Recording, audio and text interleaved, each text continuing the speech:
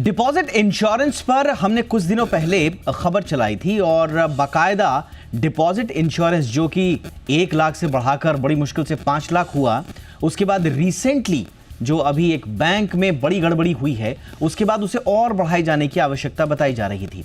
और हमने इस बीड़े को उठाया, इस मुहिम को उठाया और हमने सीधा सरकार से पूछा कि क्या बैंक डिपॉजिट इंश्योरेंस के लिमिट को आगे नहीं बढ़ाया जाना चाहिए।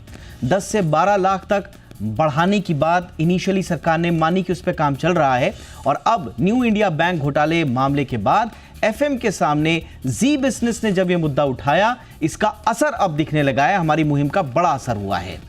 सरकार अब यह कह रही है कि 12 लाख तक, सूत्र जो बता रहे हैं फिलहाल, अभी इसमें कोई ऑफिशियल अनाउंसमेंट नहीं आया है, लेकिन तैयारी हो रही है सूत्रों के मुताबिक कि 12 लाख तक की लिमिट इसे किया जा सकता है, जो 5 लाख है। मेरा नाम है दीपक डोभाल, आप देख रहे हैं आपकी खबर आपका फायदा। लेकिन सिर्फ इस मुद्दे पर ही नहीं रहेंगे। आज के शो में हम बात करेंगे कि ठीक है 5 से 12 आप करने की कोशिश कर रहे हैं, वो कब होगा ये भविष्य बताएगा। लेकिन जो बुजुर्ग लोग हैं 60 साल से ऊपर वालों को क्या स्पेशल छूट नहीं मिलनी चाहिए? क्या उनका सारा का सारा डिपॉजिट इंश्योरेंस के तहत कवर नहीं होना चाहिए? क्योंकि सबसे ज्यादा मार उन्हीं पर पड़ती है। इसीलिए आज आपकी खबर आपका फायदा में हम इसी विषय पर चर्चा करेंगे बहुत ही खास मेहमानों के साथ। इसके इर्द गिर्द के तमाम इश्यूज को लेंगे। पहले ये रिपोर्ट।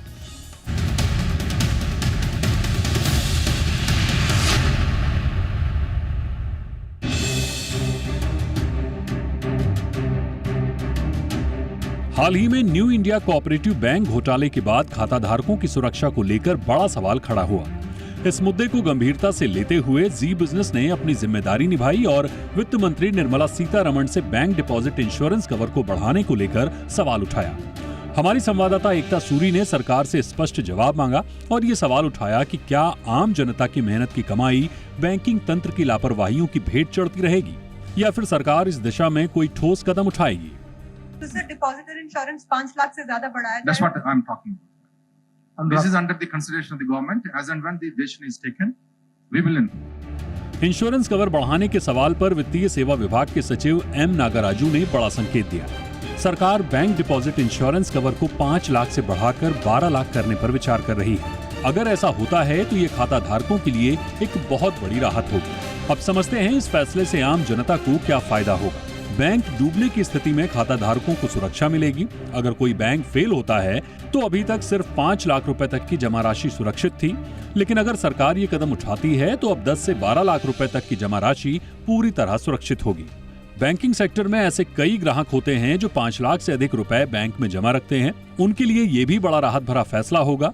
अब उन्हें अलग अलग बैंकों में पैसे रखने की जरूरत नहीं पड़ेगी।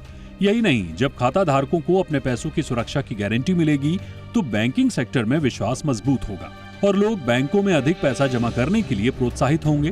फिलहाल वित्त मंत्रालय इस पर जल्द ही अंतिम फैसला ले सकता है, लेकिन सवाल ये है कि क्या 12 लाख की लिमिट काफी है? 60 साल से ऊपर वाले वरिष्ठ नागरिकों को क्या स्पेशल छूट नहीं मिलनी चाहिए? ये सवाल अब भी बना हुआ है। ब्यूरो रिपोर्ट, जी मीडिया। बहुत ही खास मेहमान इस वक्त हमारे साथ जुड़ चुके हैं। स्वागत करते हैं आर के टक्कर साहब का, पूर्व एमडी एंड सीईओ हैं यूको बैंक के। टक्कर सर, गुड इवनिंग, बहुत बहुत स्वागत है आपका हमारे शो पे। हमारे साथ हैं फिरोज अजीज साहब, डिप्टी सीईओ हैं आनंद राठी वेल्थ के। फिरोज जी, बहुत बहुत स्वागत है आपका हमारे शो पे। और हमारे साथ हैं जहांगीर गाई साहब, जाने माने कंज्यूमर राइट एक्टिविस्ट हैं। बहुत बहुत स्वागत है गाई सर आपका भी हमारे शो पे। टक्कर सर, आप संतुष्ट हैं? आई मीन, आपसे पिछली मरतबा बात भी हुई थी और आपने इस बात को माना था कि बढ़ाया जाना चाहिए। गवर्नमेंट के सामने हमने सीधा ये सवाल पूछा था वित्त मंत्री जी से और तमाम अधिकारियों से भी, और उन्होंने उस दिन भी पुष्टि की थी इस बात की कि हम लोग इस पर गंभीरता से विचार कर रहे हैं। और अब ये खबर है कि 12 लाख तक किया जा सकता है। इससे बात बनेगी सर? हाँ, मेरे ख्याल से ये एक बहुत अच्छा कदम होगा। जैसे कि हमने पिछली दफा भी ये चीज को डिस्कस किया था, तो हम उस टाइम सोच रहे थे कि कम से कम 10 लाख होना चाहिए। इन्फ्लेशन की वजह से जो अदरवाइज जो पैसे की जो वैल्यू है जो दिन ब दिन कम होती जाती है, उसको देखते हुए आज की तारीख में कम से कम 10 लाख होना चाहिए। अगर ये 10 या 12 लाख अगर अभी हो जाता है फॉर द टाइम बीइंग, तो मैं समझता हूँ कि आज के जो वातावरण में, स्पेशली जब ये काफ़ी बैंकों के जो फेलियर हो रहे हैं, स्पेशली कोऑपरेटिव बैंकों के जो फेलियर्स हैं, इससे एक जो हमारे डिपॉजिटर्स हैं उनको काफी राहत मिलेगी और लोगों का एक जो कॉन्फिडेंस है एक बैंकिंग इंडस्ट्री में वो एक बना रहेगा। और स्पेशली जो लोग अपनी सेविंग जो हार्ड अर्न मनी है जो बैंकों में रखते हैं उनके लिए एक बहुत ही एक वो एक कंफर्ट लेवल उनके लिए रहेगा कि मेरा जो पैसा है बैंक में वो सेफ है।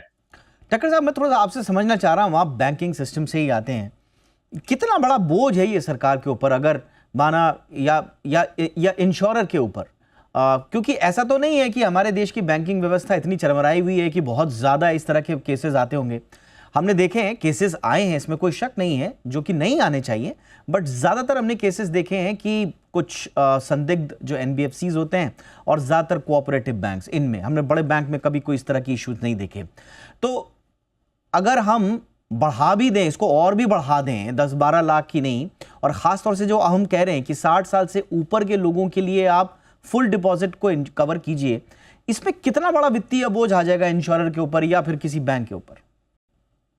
देखिए, अभी जो एक सिस्टम है उसमें जितने भी बैंक हैं और जो भी उनका जितना डिपॉजिट होता है उसके बेस के ऊपर वो एक पर्टिकुलर एक सम होता है जो deposit insurance and credit guarantee corporation है उसको एक हर साल प्रीमियम देते हैं। और डीआईसीजीसी जो है वो उसको इंश्योरेंस कवर करता है, जो कि अभी 5 लाख है, जिसे हम 10 या 12 लाख बढ़ाने की बात कर रहे हैं।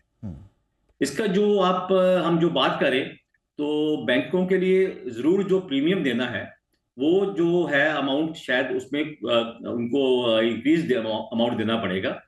लेकिन अभी जो बैंकों की इस टाइम जो वित्तीय हालत है उसको देखते हुए आई थिंक कोई इतना बड़ा सम नहीं है। सभी बैंक उसको इजीली बियर कर सकते हैं। और एक जैसे अभी बैंकिंग इंडस्ट्री है सच डिपॉजिट के फ्रंट के ऊपर उनके पास एक मुहिम है कि उनको डिपॉजिट बढ़ाना है और डिपॉजिट इतना अवेलेबल नहीं है मार्केट में, एक लिक्विडिटी इश्यूज हैं, तो एक अच्छा मैसेज जाएगा मार्केट में और बैंकों को भी डिपॉजिट लेने में और आसानी होगी और इतना बड़ा लोड नहीं है। तो मैं ये समझता हूं कि ये एक ऐसा कदम है जो सभी के लिए अच्छा है। बैंकों के लिए अच्छा है कि उनका जो एक कस्टमर का जो फेथ है बैंकिंग इंडस्ट्री में वो बना रहेगा और जो कस्टमर है उसे ये रहेगा कि मेरा पैसा सेफ है। और स्पेशली जैसे आपने बोला सीनियर सिटीजन्स के लिए, अगर आप जहां तक मुझे आंकड़े याद है करीब 7.4 या 5 करोड़ सीनियर सिटीजन्स के अकाउंट्स हैं बैंकिंग में। और इसमें से ज्यादातर ऑलमोस्ट समझ लीजिए 96-97% 15 लाख तक डिपॉजिट वो पर अकाउंट है। तो इसमें क्या मेजॉरिटी जो है जो सीनियर सिटीजन है वो इसमें कवर हो जाएंगे और एक ये बड़ा अच्छा कदम रहेगा। एब्सोल्युटली, सेंटिमेंट्स के हिसाब से बहुत ही अच्छा ये कदम रहेगा। फिरोज जी, आपका भी इस पर टेक लेना चाहूँगा सर कि पहले तो ये बताएं कि ये जो बात कही जा रही है कि 10 से 12 लाख तक इस पे कवर किया जा सकता है, ये कितना आप राहत लेकर आएगा और कितनी इसमें आपको कमी दिख रही है, कितना दूर कितने पास सर? दीपक सर, आपने एक काफी अच्छी मुहिम चलाई थी। देखिए, मीडिया का एक कर्तव्य बनता है कि भाई जो भी लोगों की दुख दर्द हो वो पहुंचाए जाए रेगुलेटर तक, मिनिस्ट्री तक, गवर्नमेंट तक। आई थिंक जी बिजनेस हमेशा ये कंसिस्टेंटली करता रहा है। Thank you sir. And this is the nth time I am seeing and I am part of a show where it's being repeated. Of course, आप हमारी इस मुहिम का हिस्सा भी रहे हैं और बहुत सारी मुहिम का हिस्सा भी रहे हैं, तो thank you for your association sir. Yes sir. Now coming to आपका जो प्रश्न है, क्या इससे राहत मिलेगी? जरूर मिलेगी। देखिए, राहत एक इंश्योरेंस में राहत सिर्फ एक टेंजिबल राहत नहीं होती है, एक सुकून होता है, एक रात की नींद होती है। आदमी इक्विटी में ना जाके, एक इन्वेस्टर, लेडी इन्वेस्टर भी इक्विटी में ना जाके चाहते क्या है कि वो सुख शांति से सो पाए। अगर डेट में भी वो रिस्क निकला है तो क्यों ना फिर मैं इक्विटी में रह के 15% कमाऊं, 1/3 कमा के भी अगर मैं इस भय में रहूं कि मेरी बैंक डूब ना जाए, तो वो सुकून जो है वो प्राइसलेस है, अनमोल है। And I personally think it will help a lot. Point 1। Point 2, क्या हमारी बैंकिंग सिस्टम इतना छोटा सा इंश्योरेंस कॉस्ट अब्सॉर्ब कर सकती है? The answer is a big yes. आज अगर हम देखते हैं हमारी जो टॉप 10 बैंक्स हैं इंडिया में, उनकी नेट इंटरेस्ट मार्जिन आप देखें globally one of the highest है, इफ नॉट द हाईएस्ट। क्या हमारे पास वो क्षमता है हमारी बैलेंस शीटों में, हमारी पीएनएल स्टेटमेंट्स में, कि हमारे ग्राहक जो जिनकी वजह से हमारी रोजी रोटी चल रही है एज अ बैंक, उनको सुकून और चैन की रात देने के लिए मैं थोड़ी सी निम अपना पेट काट के भी वो सुकून दूं? I would, if I was running a bank, I would be very happy to do that because it's affordable and it's the right thing to do. Absolutely sir. देखिए, ये अब बहुत अच्छी बात आपने बोली कि अफोर्डेबल है बैंक्स को। अब आपने भी बहुत डिटेल में समझाया और टक्कर साहब ने जो बात बताई है वो डेटा के हिसाब से बताई है। थोड़ा बहुत इसमें करेक्शंस हो सकते हैं, लेकिन अगर आप मोटा मोटा देखें अनुमान 7 से 8 करोड़ इस तरह के खाते हैं सीनियर सिटीजन्स के, और 95-96% जो है वो 15 लाख तक के डिपॉजिट हैं। आप देखिए कितनी बड़ी राहत मिलेगी और कितना बड़ा भरोसा बैंकिंग सिस्टम पर आएगा। आज कोई भी खबर आ जाती है किसी बैंक से रिलेटेड कि थोड़ी सी गड़बड़ी हो गई है, धड़कनें ऊपर नीचे हो जाने लगती हैं, और खासतौर से जो सीनियर सिटीजन्स हैं उनके लिए तो बड़ी मुश्किलात हो जाती हैं। उनके पास एक तो इन्फॉर्मेशन का पास होना, फिर बैंक जाकर चक्कर लगाना, फिर अगर इंश्योरेंस भी लेना है तो कई सीनियर सिटीजन तो हमारे ऐसे हैं जो कि ना इतने सिस्टम सेवी हैं कि वो जाकर अपना फॉर्म भरकर तो ये बहुत बड़ी राहत हो जाएगी। जहांगीर गाय साहब, आपका इसमें टेक लेना चाहूँगा सर। अभी बातचीत के स्तर पर है, देखते हैं कब तक ये मूर्त रूप में सामने आएगा, लेकिन कितनी ज़रूरत है सर एक बैंक से जुड़े हुए कंज्यूमर के लिहाज से? सर मेरा टेक इसके ऊपर टोटली डिफरेंट है। पहले तो इन्फ्लेशन की वजह से पैसा का वैल्यू कम हो गया है, तो ये अमाउंट बढ़ाने के बाद भी कितना एक्चुअली रियल टर्म्स में बेनिफिट मिलेगा वो क्वेश्चनेबल है। सेकंड पॉइंट है कि जो भी बैंक्स है वो मॉनिटर करती है, वो मॉनिटर होती है by the reserve bank of India. अगर जो मॉनिटरिंग सिस्टम बराबर होगा तो ये प्रॉब्लम ग्राहकों को फेस नहीं करना पड़ता है। जब भी सुपरविजन और एडमिनिस्ट्रेटिव कंट्रोल बराबर नहीं होता है और मामला खराब हो जाता है, तभी बैंक बस्ट होती है, बैंक लिक्विडेशन में जाती है। तो what about the reserve bank and its responsibility to take care that banks are administered in a correct manner. मेरा थर्ड पॉइंट है कि अगर सीनियर सिटीजन्स की हो, मिडिल एज कपल्स है, वो उनकी बच्चे के पढ़ाई के लिए कि अब्रॉड स्टडीज़ पे भेजने के लिए वो पैसा जमा करते हैं, तो उनका पैसा वैल्यूएबल नहीं है, सबका पैसा वैल्यूएबल है, हार्ड अर्न मनी है, हम टैक्सेस भरते हैं, वी एक्सपेक्ट कि हमारा पैसा को प्रोटेक्शन मिलना मांगता है। अभी आप ऐसा सोचिए कि ये इंश्योरेंस एक दूसरा इंश्योरेंस से कंपेयर करेंगे। एक कंपनी, एक इंडस्ट्री का, फैक्ट्री का इंश्योरेंस होगा, तो वो इंश्योर करते हैं फैक्ट्री, तो उसमें क्या 5 लाख, 10 लाख, 12 लाख का लिमिटेशन है? नहीं है। तो मेरा जो भी पैसा है वो पूरा पैसा क्यों नहीं इंश्योर होगा?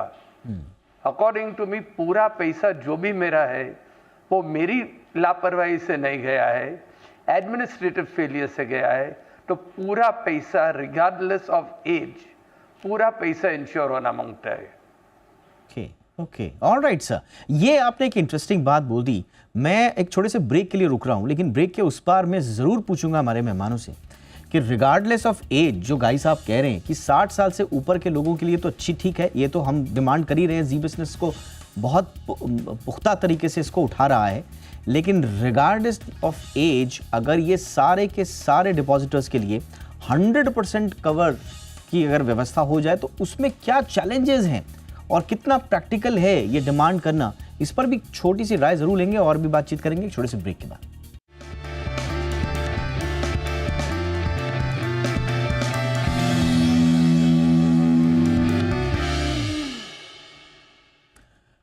तो जी बिजनेस की मुहिम लाई है रंग और डिपॉजिट इंश्योरेंस कवर को बढ़ाए जाने की बात सीधा हमने वित्त मंत्री निर्मला सीतारमण की प्रेस कॉन्फ्रेंस में उठाई थी, और जो हमें वित्त मंत्रालय की तरफ से जवाब दिया गया वो कहा गया कि बिल्कुल इस पर विचार किया जा रहा है। अब खबरें छनकर ये आ रही हैं कि 5 लाख से इसे बढ़ाकर 12 लाख तक किया जा सकता है।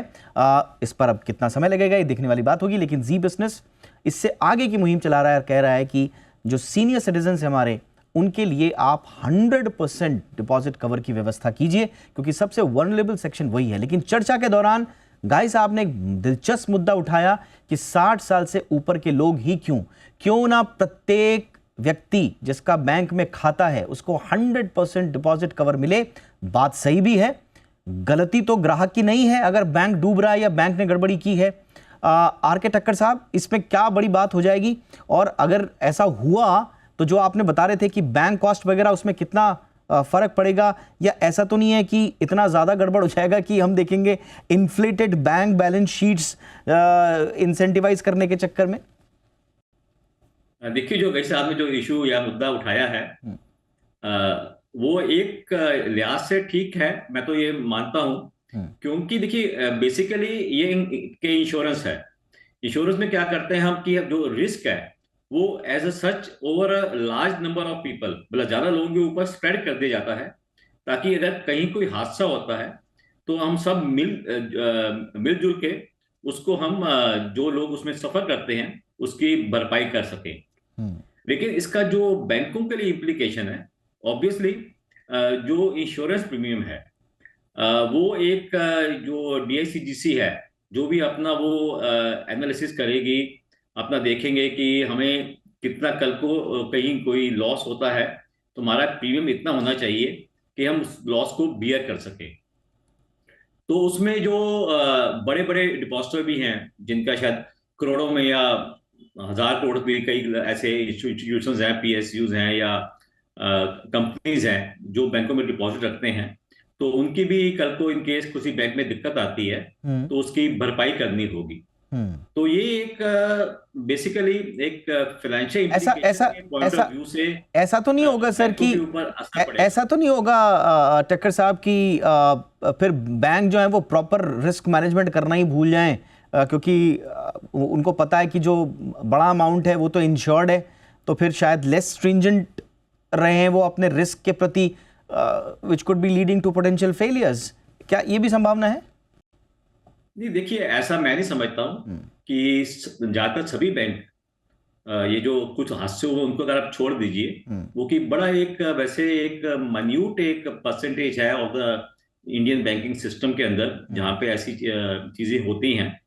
तो जो बैंकों के अदरवाइज जो सिस्टम्स हैं वो काफी रोबस्ट हैं और हर बैंक बाय एंड लार्ज अपना वो अपना और डिपॉजिटर्स का इंटरेस्ट प्रोटेक्ट कर रहा है। जैसे इवन चाहे रिजर्व बैंक ऑफ इंडिया भी हो, ठीक है, उनके सामने जैसे अब NIC के केस में वो एक राइट टाइम पे वो चीज नहीं मालूम पड़ी, लेकिन ऐसा है कि देखिए जब तक, क्योंकि RBI भी देखो इंस्पेक्शन करता है, एनुअल होती है नॉर्मली, कई बार इवन बाय मतलब 2 साल बाद भी हो सम केसेस होती है, तो उसी दौरान उनको मालूम पड़ता है कि बैंक की क्या फाइनेंशियल स्ट्रेंथ है। और जैसे NIC में हुआ तो वहां पे तो एक बेसिकली सीनियर एम्प्लॉय ने गबन करके बेसिकली पैसा निकाल लिया, तो वो जब चीज सामने आएगी तो तभी मालूम पड़ेगा कि ये इंसिडेंट हो गया है। तो RBI का मैं ये नहीं सोचता कि उनमें कुछ लैप्सेस हम नहीं कह सकते, बट ये होता है कि थोड़ा मतलब उसकी जो डिटेक्शन होती है उसमें कई बार समय लग जाता है। तो उस दौरान जो ये इंसिडेंट हो जाता है, जिसका हम as a society as such हमें एक इम्प्लीकेशंस आते हैं, तो लेकिन अदरवाइज अगर हम सबके लिए कर दे तो मतलब बहुत अच्छा रहेगा सबके लिए। एब्सोल्युटली सर, देखिए मैं समझता नहीं हूँ कि शायद किसी भी देश में पूरा बोर्ड ऐसा इंश्योर्ड होता है। ऑलराइट सर, बट जैसा कि गाय सर कह ही रहे थे कि भाई इसमें आम ग्राहक की तो कोई गलती नहीं है, और जिस तरह का साइज आप बता रहे हैं कि भाई, और हमारे सामने डेटा है कि अगर इतने बड़े बैंकिंग सिस्टम में कितने हमारे इस तरह के इश्यूज आते हैं, और उनको भी अगर सबक लेकर एक अगर आप डिपॉजिटर के मन में अगर कॉन्फिडेंस पैदा करते हैं बैंकिंग सिस्टम में, तो मुझे लगता है इसका तो फ़ायदा हर किसी को मिलना चाहिए। कंज्यूमर कॉन्फिडेंस बढ़ेगा, कोऑपरेटिव बैंक्स में अट्रैक्टिवनेस आएगी, कोई भी दूसरे बैंक्स में भी आएगी, फाइनेंशियल सिस्टम में बेटर स्टेबिलिटी आनी चाहिए। मुझे लगता है बैंक डिपॉजिट्स इंक्रीज होने चाहिए इसके बाद, जब बैंकों को आजकल लगता है कि साहब लोग इक्विटी में म्यूचुअल फंड में जा रहे हैं, अभी फिरोज साहब बताएंगे इसका कोई वहाँ तो असर नहीं पड़ेगा, बट बैंक्स बड़ा डरते हैं, तो वहाँ पर बैंक डिपॉजिट्स आपके आएंगे। आप बढ़िया पोजीशन में रहेगी, लेंडिंग पोटेंशियल आप अपना बढ़ा पाएंगे, तो बैंकों के लिए तो विन विन सिचुएशन है। बट फिरोज साहब, थोड़ा सा इसका फ्लिप साइड अगर मैं देखूं, ऐसा तो नहीं है कि बहुत ज़्यादा अट्रैक्टिव हमने बैंकिंग सिस्टम में हर जगह से वो पुख्ता बना दिया, तो उसका कोई इम्पैक्ट आप देख रहे हैं इक्विटी मार्केट में या एमएफ्स वगैरह में? देखिए दीपक सर, मेरे हिसाब से तो पहले तो ये प्रीवियस मुद्दा जो है उस पर एक कमेंट जरूर कहना चाहूंगा जी जी। कि भाई 12 लाख 10-12 लाख बहुत होता है, इसीलिए क्योंकि परिवार में 3-4 लोग होते हैं, ये पर पैन और पर बैंक है। ऐसा नहीं है कि भाई एक इंसान के पास 4 करोड़ रुपए हो तो 4 परिवार 5 परिवार के सदस्य तो होते ही हैं 4 करोड़ के परिवार में। तो मैं ये कह रहा हूं कि ये 12 लाख की लिमिट कोई छोटी लिमिट नहीं है, specially if it is bank wise and file wise. So that's point one. तो अब आप अगर ओवर इंश्योर करने जाएंगे तो कॉस्टें बढ़ेंगी तो कहीं ना कहीं तो बैंक को उसको पास करना ही है, राइट? सो डिपॉजिट रेट्स कम होंगी। So point is this is sufficient, specially India जैसे देश में जहां 1 करोड़ से ऊपर जैसे हम HNI परिवारों को मैनेज करते हैं। डेटा है कि सिर्फ 8,50,000 परिवार हैं जिनके पास 7-8 करोड़ से ज्यादा है पूरे देश में। तो आई पर्सनली थिंक इंडिया के लिए 10-12 लाख पर पैन पर bank is very good. Second, सबसे बड़ा इंपैक्ट जो बैंकिंग सिस्टम पे होगा कि उसकी खुद की रिस्क कम हो जाएगी डूबने की, क्योंकि बैंक, एक मुहावरा आपने शायद अंग्रेजी में सुना होगा, रन ऑन द बैंक। जो बैंक डूबनी नहीं होती है वो भी अफवाहों पे डूबने की संभावना होती है, क्योंकि एक दिन पे इंडिया की सबसे बड़ी पब्लिक सेक्टर बैंक में भी चले जाएं आप और पूरे पैसे अगर सब दिन एक ही दिन में हर डिपॉजिटर मांगने आ जाए तो होगा नहीं ना, क्योंकि पूरे तो उधार दे रखे हैं, पैसे आएंगे कहां से? सो रन ऑन द बैंक का रिस्क कम हो जाएगा। सो आपने देखा होगा कि 8-10 साल 15 साल 12 साल पहले की एक बात है, इंडिया की निफ्टी की एक बैंक है जिन पे रन ऑन द बैंक हो गया था ऑलमोस्ट, और डर था, लोग एटीएमओ के बाहर खड़े हुए थे निकालने के लिए। तो अगर बैंकिंग का इंश्योरेंस होगा तो रन ऑन द बैंक, जो सबसे बड़ा रिस्क होता है एक बैंक का, वो खत्म हो जाएगा, क्योंकि लोग भागते हुए नहीं जाएंगे, क्योंकि उनको पता तो है इंश्योरेंस है। So that's a very big advantage to the bank, उनकी डूबने की संभावना कम हो जाती है। ये एक बहुत इंपॉर्टेंट पॉइंट है। तीसरा, तो I think mutual fund industry पे इसका कोई भारी भरकम फर्क नहीं पड़ेगा, क्योंकि ये बैंकिंग सिस्टम का जो नैरेटिव है कि मार्केट में पैसा जा रहा है, इक्विटी में पैसा जा रहा है, वो गलत है mathematically. Last year 35 lakh crore जो इंडियन हाउस होल्ड ने सेव किया था, उसमें से 43% डिपॉजिट में गया और 8% इक्विटी में गया है। तो 43% वाला ये कह रहा है कि भाई 8% भी क्यों गया, तो इक्विटी में 8% भी ना जाए, ये कहां की नैरेटिव है? ये गलत है। Flat yield of the flat interest rates जो है उसकी वजह से डिपॉजिट ग्रोथ नहीं मिल रही है, क्योंकि मेरे पापा कहते हैं कि 1 साल की FD कराऊंगा, 5 साल का ब्याज भी सेम है, 1 साल का भी ब्याज सेम है, तो मैं 5 साल की क्यों कराऊं? तो लोग, क्योंकि फ्लैट यील्ड कर्व है, कोई भी 5 साल की FD नहीं करा रहा, इसीलिए डिपॉजिट ग्रोथ वापस रेन्यू कराना बैंकिंग सिस्टम के लिए कठिन है। All right sir, guys sir, और क्या आपने बहुत अच्छा सुझाव दिया है, इस पे चर्चा तो होनी ही चाहिए, लेकिन आपने देखा कि उसके कुछ चैलेंजेस भी हैं बैंकिंग सिस्टम के अंदर भी और बाहर भी, बट और क्या कंज्यूमर हित में होना चाहिए सर? मेरे हिसाब से चैलेंजेस इतना नहीं है। अगर आप इंश्योरेंस टू इंश्योरेंस अलग अलग सेक्टर कंपेयर करेंगे, पहले तो इन्वेस्टमेंट में एक प्रिंसिपल है, higher the risk higher the return, lower the risk lower the return. Bank का रिटर्न्स एकदम कम है, बैंक अपने पैसे लेंड करके पैसे बनाती है, तो जो बैंक में इन्वेस्ट करते हैं उनको रिटर्न्स कम मिलता है। वो क्यों सिलेक्ट करते हैं बैंक को? कि उनका पैसा सेफ होना मांगता है। सेकेंडली, रेगुलर जो इंश्योरेंस रहता है उसमें एक री इंश्योरेंस कॉन्सेप्ट रहता है, मतलब इंश्योरेंस कंपनी दूसरी कंपनी से भी इंश्योरेंस लेते हैं to spread the base to cover the claims. जो बड़ा बड़ा क्लेम्स रहता है, जैसा एरोप्लेन का कैसा जो करोड़ों में जाते हैं, तो वो री इंश्योरेंस कराते हैं। तो ऐसा बैंक इंश्योर कर सकते हैं उनका कस्टमर का पूरा पैसे का, और वो इन टर्न री इंश्योरेंस करके स्प्रेड आउट होता है। तो जो प्रिंसिपल है कि सभी का जब भी लॉस होता है तभी कलेक्टिवली वो पूल होके इनको नुकसान ही हुए है, उनको पैसा मिलना मांगता है, वो होगा। One more point, last point. Yes sir. कि अभी ऐसा समझिए कि इंडस्ट्री में एक फैक्ट्री में फायर लगेगा जी तो आप क्या बोलेंगे कि हम आपका क्लेम हम लोग 12 लाख ही देंगे? फैक्ट्री और इक्विपमेंट का करोड़ों का इक्विपमेंट है, बिल्डिंग का करोड़ों का इंश्योरेंस है, तो क्या आप 12 लाख कर देंगे? नहीं ना।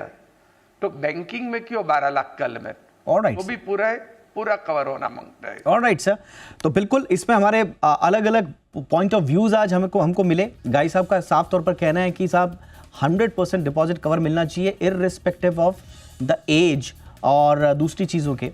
बट हमने बाकी मेहमानों से चर्चा भी की, फिरोज साहब ने अपने अलग चैलेंजेस बताए और टक्कर साहब ने भी जो बैंकिंग सिस्टम के अंदर और बाहर की जो वनरेबिलिटीज़ हैं उनका बहुत डिटेल में एनालिसिस किया। उम्मीद करते हैं कि हमारे दर्शकों को आज का इशू और डीपली समझ में आया होगा, लेकिन इस बीच हम उन दर्शकों का धन्यवाद करना चाहेंगे जिन्होंने हमारी इस मुहिम में हमारा साथ दिया, और हम तो यही चाहेंगे कि एक एक ग्राहक तक उनका हक, उनका अधिकार सुरक्षित सुनिश्चित रूप से पहुंचे। बहुत बहुत शुक्रिया जहांगीर गाई साहब, वक्त निकाला आपने। फिरोज अजीज साहब, थैंक यू सो मच वक्त निकालने के लिए। आर के टक्कर sir, thank you so much sir वक्त निकालने के लिए। शो में इतना ही, इजाजत दें, नमस्कार।